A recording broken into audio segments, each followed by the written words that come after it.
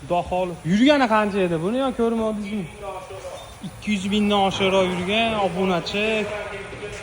Kesilgan ekanmi? Ha, uka, Men aytaman, 200 mingdan oshiq klapin kuymasdan yurish qiyin-da mana. 200 mingdan oshiqroq yurgan, ochilmagan, deyishuvdi, hech tepadan kesilgan bo'ladi. Yuri. Keling bitta. Turing. Mana aka.